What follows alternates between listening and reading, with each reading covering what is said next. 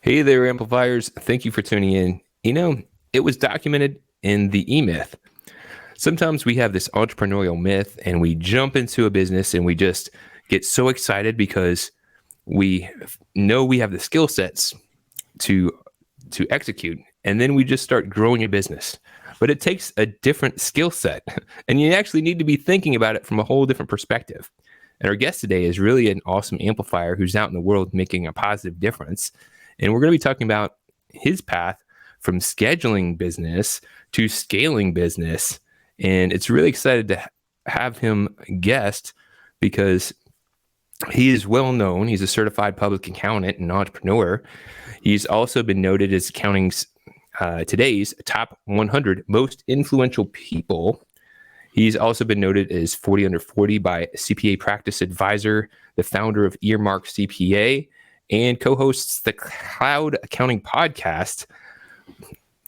Welcome to Growth Amplifiers, Blake Oliver. Blake, thanks for joining us today.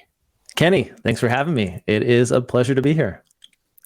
I'm really excited because you are an actual amplifier who's really influencing and changing a whole industry. There's a lot of people out there who are doing a good job and maybe helping amplify those they serve, but you're doing it on a whole new level of really changing an industry. That's really impressive. Well, we're doing our best. My podcast, the Cloud Accounting Podcast, is the #1 most downloaded accounting podcast now. So in that realm, I can say, yes, we are influencing folks, but it's still pretty small. I think there are a lot of accountants and bookkeepers out there who haven't yet discovered podcasts as a way to learn. And so my goal is to help everybody find it and understand that it's one of the best ways to stay up to date and keep your skills sharp and learn new things. Now, I really can admire your humble modesty there. You're doing some great things. Other people would be like, man, this is just crazy what you're pulling off. And yet you have that humble mindset and still have the vision saying, hey, there's always an opportunity to amplify. So for those who may not have heard of you and may not be tuned into your awesomeness, I'm kind of getting a 5-minute self-introduction and sharing a little bit of your story and sharing why you do what you do, your background. That'll be a great place to kind of get us kicked off. Yeah. So, I'll go back to the beginning. I was a music major in college. I played the cello and I graduated into the financial crisis. So I couldn't get a job. I had a degree from Northwestern University, which I think the time I was there was like the most expensive school in the country, but it didn't really pay off because I couldn't find work. I couldn't get a job at Barnes and Noble, and I ended up working at a Starbucks to make ends meet. And that is when I started thinking a lot about money, trying to pay my own rent, trying to pay my own bills on a minimum wage salary wasn't easy. And that's what got me into bookkeeping. It was my own personal budget difficulties. And then I learned QuickBooks. I had a job where the bookkeeper quit one day and I talked my way into his job. And that was sort of like the beginning of my love affair with accounting technology. Like many of your listeners, I just love trying to figure out all the different things you could do in QuickBooks. So, and it was nice, getting paid to do stuff, right? People wanted me to help them with their bookkeeping and their QuickBooks as opposed to. They want you, Blake. Yeah. I mean, it's fun to play music, but the value that people put on good bookkeeping is great. And I decided I want to do something for a living where people value it. So I went back to school, got my CPA. And then while I was in school, I discovered cloud accounting and QuickBooks Online and Xero. And I saw what all these innovative firms were doing in New Zealand, Australia. And I decided I'm going to do my own cloud-based bookkeeping firm. And this was, I guess, in 2010 when I launched that.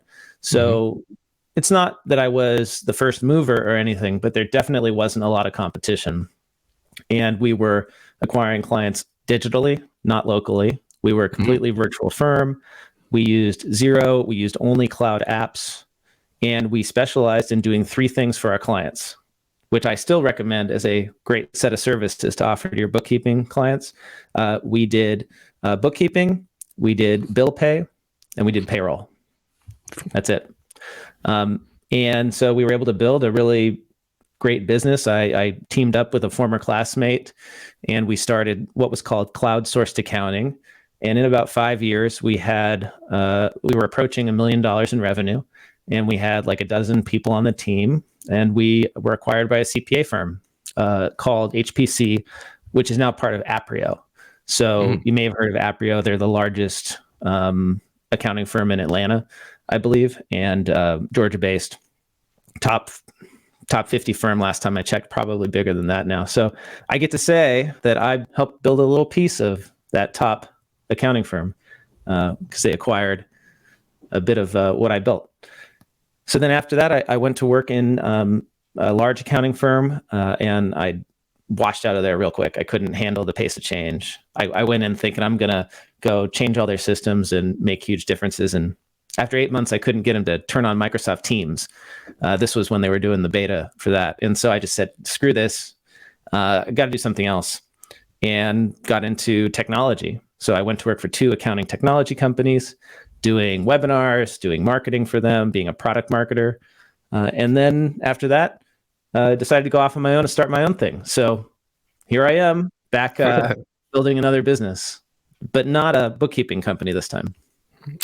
So that is an interesting story of how you got to where you are today based on that past. And we have something in common.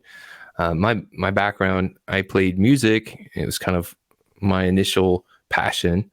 I played more in the rock guitar section, but then I got into marketing to promote the band, and then realized, how far can you take it? Maybe I need to find a different day job. So got into then doing marketing and business growth and things of that nature.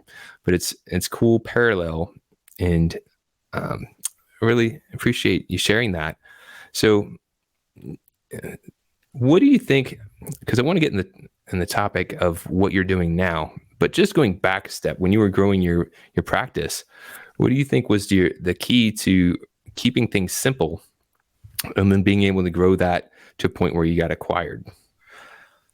So I think I had an advantage in that I'd never worked in a traditional firm, so I didn't know how things were supposed to be done. And so when I started the business, and originally it was just me, let's be clear, it was just me freelancing. So I was doing a bit of everything.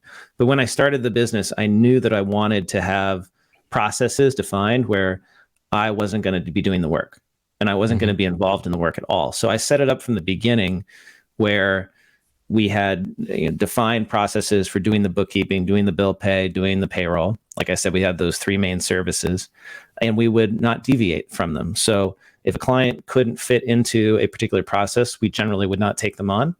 And that allowed me to make it scalable. We used a tool called Podio for our client portal.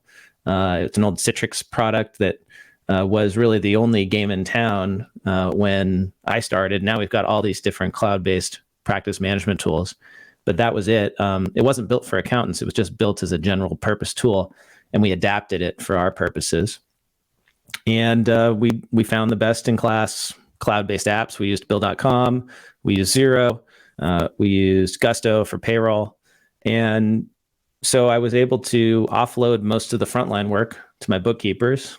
I was doing the review. And then eventually I was able to hire somebody to do that review work. And I hired a sales guy. And before you knew it, it took a few years. I wasn't doing any client work. I didn't know the clients. They were coming in the door. I was just running the business. And that was like my aha moment. I wasn't killing it. I wasn't making a ton of money at the time, but I could see this passive income essentially coming my way. And so that's what I get excited about, is the idea of building accounting firms that are not dependent on the partner or the owner to generate revenue. And I think that's where most firms get stuck. All right. So that's actually a good segue into our next section, because we're talking about the big 3, and we're going to start with what most people are doing wrong. And everyone's doing something wrong, if we can admit that to ourselves. Number 2, what is a better path? What is maybe something we should consider that maybe we know and we just haven't put into action, or maybe it's something we haven't considered at all. And then what are the first steps to make those improvements? Sometimes we look at the overwhelming change and then it stops us in place, and so we don't do anything. But if we could take one step, that's making progress. And if you haven't done so already, make sure to subscribe to Growth Amplifiers. We appreciate you. All right, Blake, so we're talking about not what you're doing wrong, but what a lot of practices and business owners may be doing wrong that could be hindering their success. Oh, that's good, because I make a lot of mistakes. I tell people that 80% of what I do is wasted. 20% is successful, and that generates 80% of the results. I think we've all heard this 80-20 rule, right? I really believe it. 80% of my ideas are bad. 20% are good. The question is, how do you figure out which are the 20%, right? So I'm happy to, I don't know if I'm going to have good ideas for you, because 80% of them are bad, but I'm happy to work through it. Well, one of the things you were just mentioning that I think is a good starting point is just the mindset. Because this is the mistake I made coming into starting my business. I started out as the freelancer, and then I was like, I'm going to continue being the freelancer. I had that E-Myth challenge of staying in the business. And you made that distinction early on and said, why don't I plan my business to work without me so that I can really grow it and scale it and create something? And when you're connecting with people and hearing from your audience, what do you see is common that's causing a lot of them similar challenges? So the challenge is like not being able to get out of the business, or it's just, I think it's the way we are. It's the personalities that are attracted into accounting. We like to help. We like to do the thing. And so to get out of doing the thing is really hard for us, especially when we're perfectionists. And that's always been my biggest weakness, is how do I hand off a process to somebody when I know I'm not going to be happy with the quality of the work. So I have to deliberately build into the process, either I have to lower my expectations, or I have to build in the reviews to ensure that we meet a certain standard of quality. And ideally, it's both, right? Most of the time when we delegate work, we expect it to be higher quality than it's possible for a staff to do. And so we just simply have to lower our expectations. And a lot of times we are asking them to do work to a standard that the client doesn't even care about. And I'll just use podcasting as an example, because that's what I'm focused on right now. Is I have a company called Earmark Media that produces podcasts for brands and firms. And the level of editing that I would personally do on a podcast is way higher than most people will ever hear. So why do I do it that way? So I had to deliberately change the standard so that we could actually produce these podcasts in a timely way. We're not over editing. We want to be better than just somebody who's recording on a Zoom call and putting that out into the world. But it doesn't have to be like NPR level, if that makes sense. It does make sense. And if I'm hearing you correctly, some people who want to help their clients and they're maybe more particular about a way of doing things needs to begin shifting their mindset and having a little bit more, I don't want to say looseness, but more flexibility on how things are done and what that process may look like.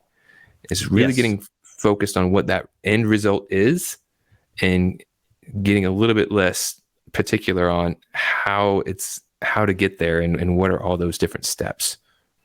And I think one way to get there is to ask ourselves why more. We don't ask why enough in accounting. We're not taught to ask why. I don't think a professor in my entire accounting program ever asked us to question the nature of the rule or why we do a certain process. We just learn the process. But if we ask why, and we ask it from the point of view of the client, then we can start to identify what's important and what's not. I think a big part of the problem is we're doing a lot of stuff that just doesn't matter in accounting. And so a great example would be when it comes to financial statements is producing fully reconciled accrual basis financial statements for clients who don't actually need it and don't want it. That's a lot of time, a lot of money, and it doesn't create value for most of them. Vast majority of businesses under $1 million a year don't need accrual basis financials. And yet a lot of firms I see do them anyway, or they reconcile every bank account to the penny when you really need to set a materiality threshold and tell your bookkeepers if it's within X dollars, just plug it. Now that's not saying that we're going to just put everything into uncategorized expenses or miscellaneous expenses and be done with it. We still have a standard, but we give them permission to plug it if it's within a certain amount of within a certain materiality, just like we do in audits. I think a lot of times those expectations aren't set in firms. There's no standard. Yes. Yeah. Yes.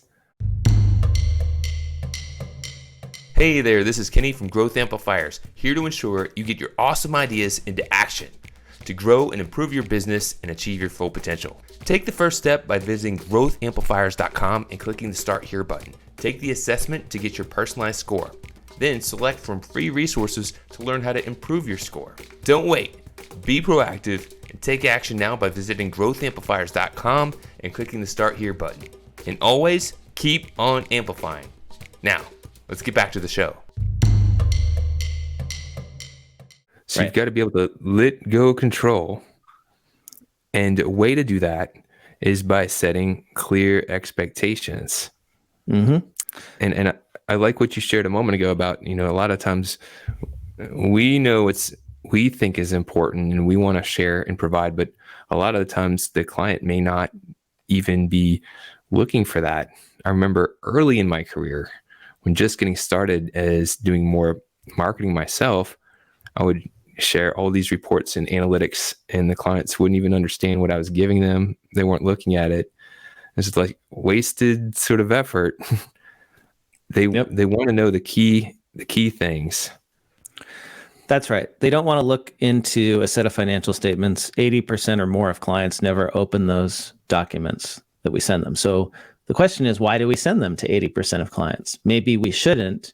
And maybe if we didn't, we could save time, which would save us capacity to work with more clients and do more valuable work. And it would save them money. And yeah, so that's the first thing that most firms, I think, are doing wrong is they are not asking why, and they're not scoping projects to meet the client need. And if the client need is just get a tax return done, and I'm doing bookkeeping to get the tax return done, then can't we streamline the bookkeeping so that that's all it achieves? And that's fine. And if they want more, then we give them more, but we don't, tie out everything for every client. And like personally, I experienced that at the big firm where because of the need to create work papers for everything and to tie everything out every month and to go through this whole review process, we couldn't do a set of financials. We couldn't do bookkeeping for less than, we struggled to do it for less than $1,000 a month. Mm-hmm. Just basic bookkeeping work. And I think that was just because of the inefficiencies. So I like that. So again, if you're tuning in, you're thinking about what could I do a little bit differently that would help potentially free you up so that you can get from working in the business and doing all client work to more growing and scaling the business. And it takes having that letting go of some control by setting clear expectations, by asking why more often. Very nice. Mm-hmm. So what is a better path? So this is something that you've done a really good job of thinking, I've grown something to the point of where I sold it. And now I've got an opportunity to do things differently. You're on your path of doing it and you're doing it right and it's getting roots and you're scaling. So what could you share with others that may give them a different perspective or a different picture of what's possible? So we can't answer this question, what is a better path, if we don't know what the path is. And in most firms, there is no path. Yeah. Sounds very philosophical. Let me tell you what I mean by that. Every client has a different set of services that they are offered. We send them an engagement letter. It says, we're going to bill you hourly and we're going to do whatever you need. Just ask. And so every client has a different path. You could call it workflow as well. And it's different every month, every quarter. And this is why we pull our hairs out as accountants is there's nothing standard. There's very little that's standard. And your goal as a business owner who doesn't want to be working in the firm but on the business is to create a path that all the clients travel down. That's the same path every month, every quarter, every year.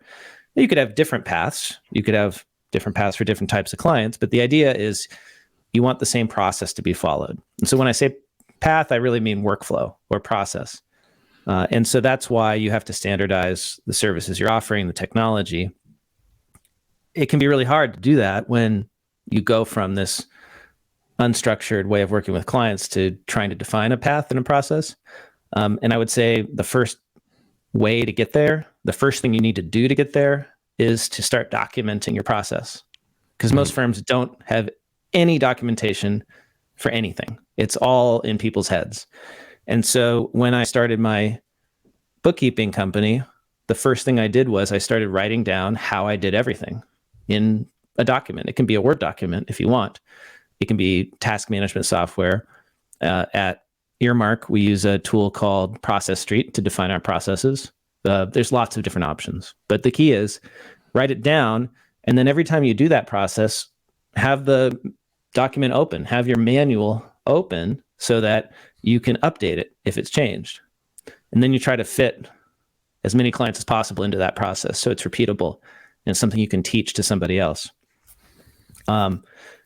This is nothing mind-blowing. This is what businesses outside of accounting have been doing successfully for millennia, if you will. And we need to run our businesses like, we need to run our accounting practices like businesses if we want to free ourselves up from being in the business. Now, what I would like to entertain the idea is I've heard from some people, well, I want to provide better service to my customers, and that way I'm doing it their way.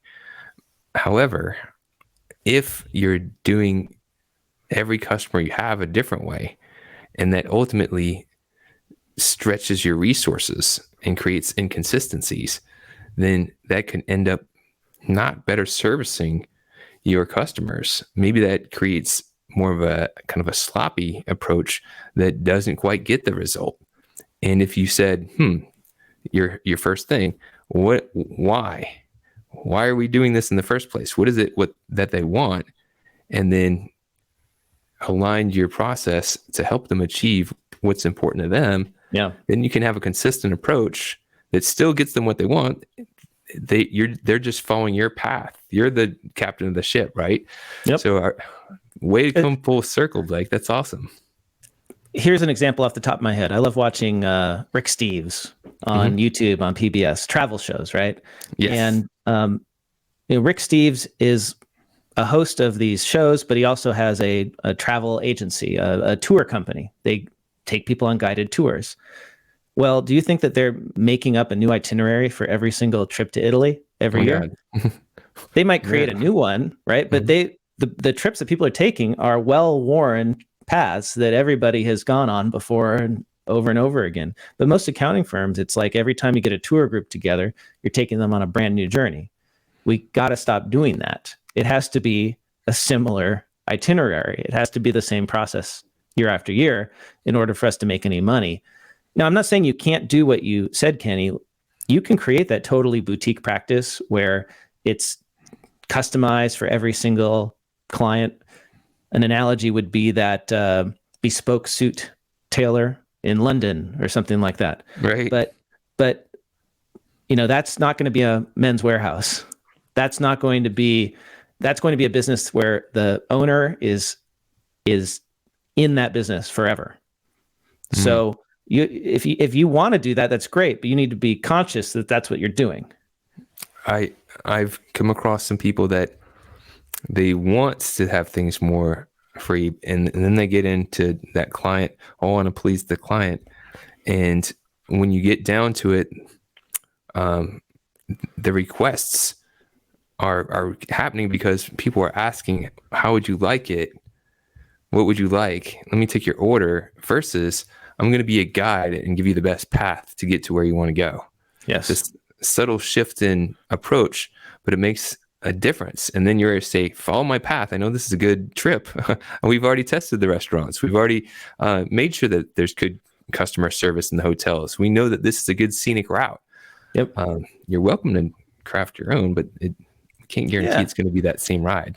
There's a blend, right? Maybe you have add-ons. You could have an optional side trip that some of your customers go on, but the 90% of the trip is the same. And it changes the power dynamic too. Like you just said, I call that the power dynamic. It's are you the servant of the client?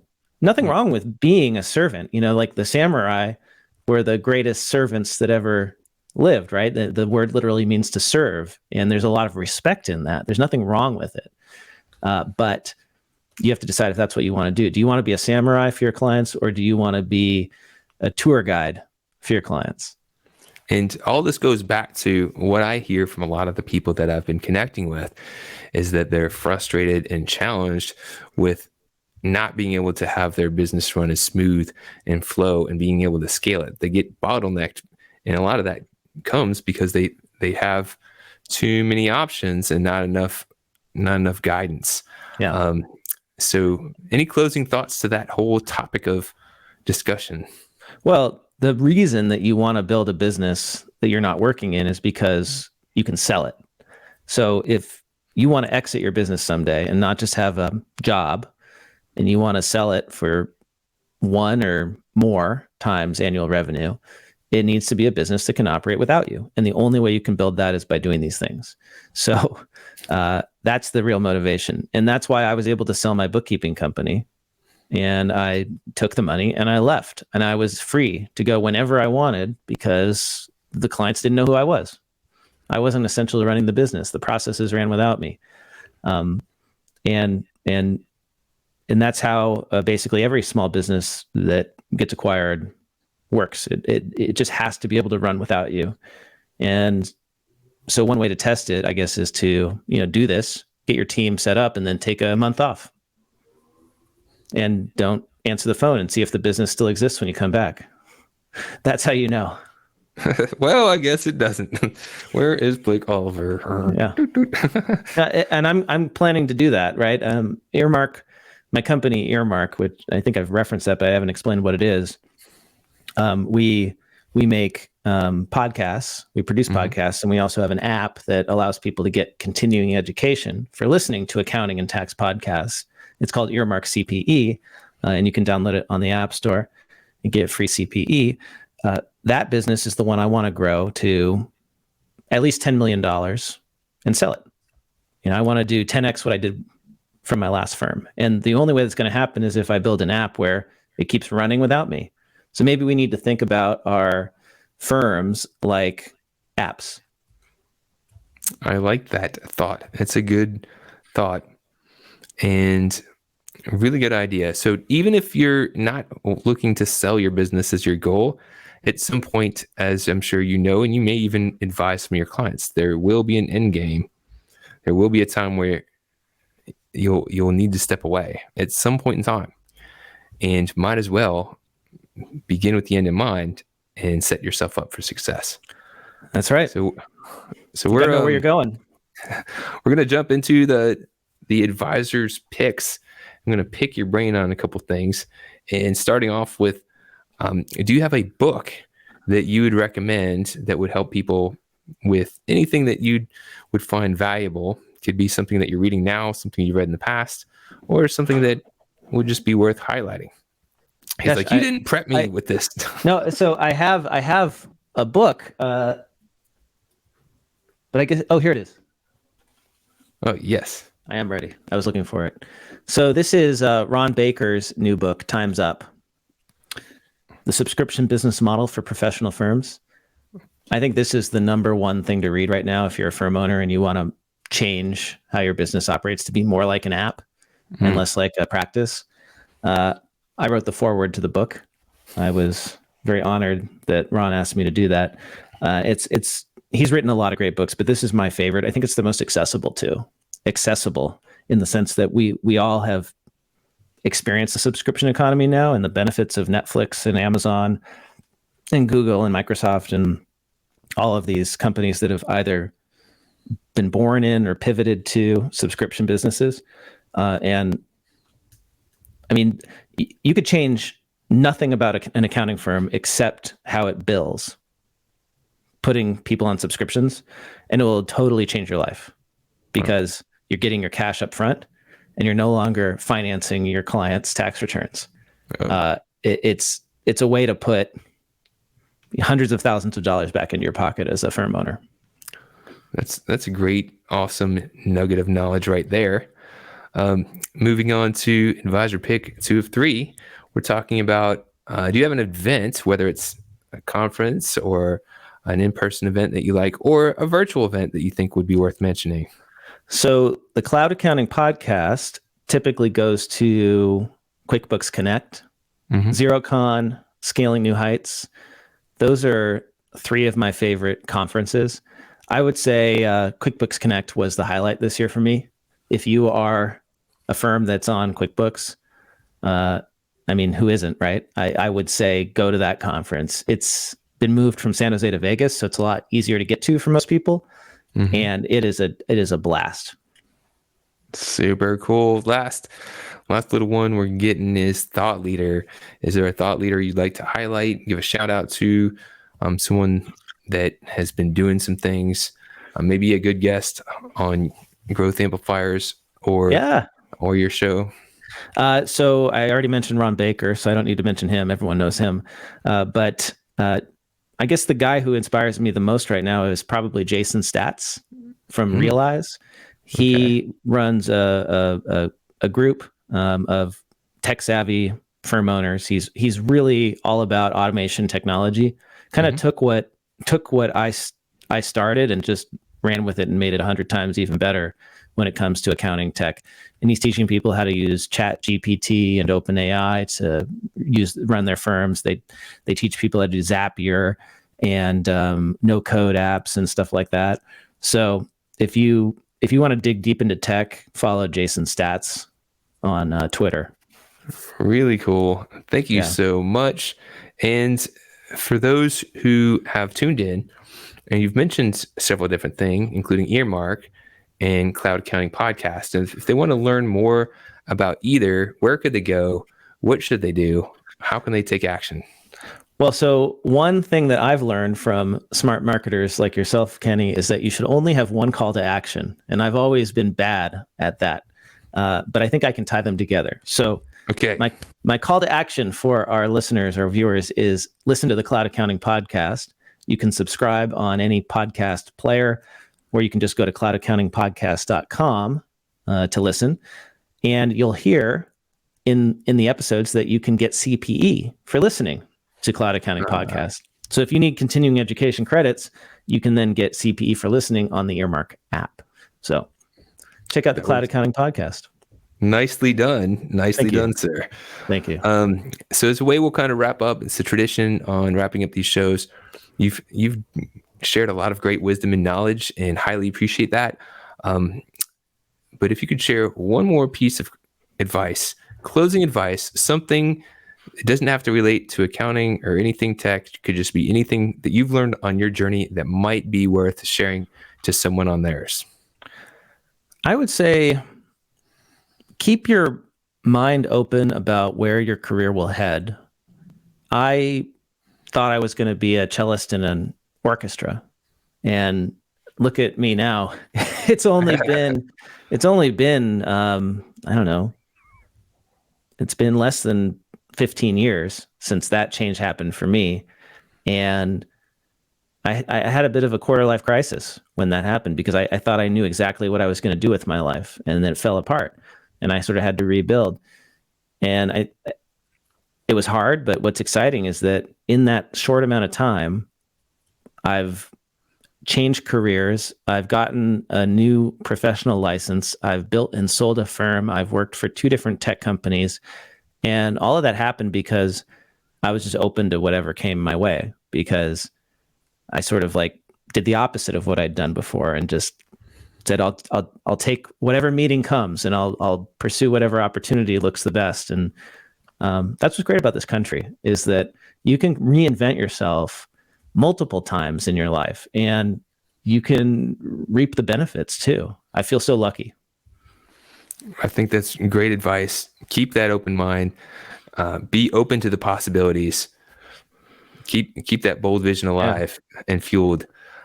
Blake, thank you so much for coming in and sharing with our audience, for being the amplifier you are in the world. And I highly appreciate you guesting on the show.